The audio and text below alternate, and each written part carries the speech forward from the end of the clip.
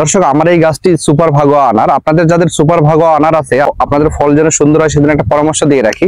আমার এই গাছটি বেশ কিছুদিন না পরিচর্যা করার কারণে ছিদ্র দেখতে পাচ্ছেন, ফল ছিদ্রকারী পোকা ছিদ্র করেছে।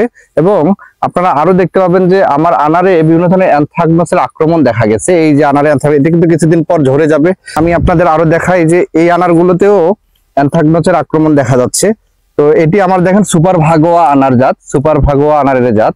তোমাদের ফেরোমন ফাঁদ অবশ্যই ব্যবহার করতে হবে এক ফল বাগানে। ফেরোমন ফাঁদ ব্যবহার করলে ফল ছিদ্রকারী পোকাগুলো থাকবে না। অথবা আপনারা অ্যামামেকটিন বেনজয়েট এইরকম ফুল থেকে ফল গুটি হওয়ার সময় আপনাদের স্প্রে করতে হবে, তাহলে ওই সময় ফল ছিদ্রকারী পোকা থাকবে না। পাশাপাশি আপনারা টেবুকোনাজল বা ট্রাইফ্লুক্সিস্টোবিন গ্রুপের ওষুধ স্প্রে করবেন, এবং সাথে আপনারা অ্যামামেকটিন বেনজয়েট স্প্রে করতে পারেন।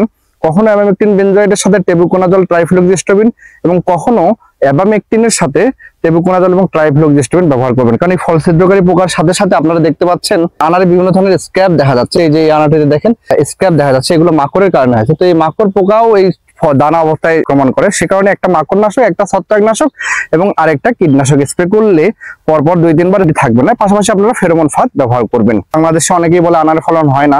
এই ধরনের পরিচর্যা করলে আনারের ফলন ভালো হবে, আপনারা অর্থনৈতিকভাবে লাভবান হবেন। ধন্যবাদ।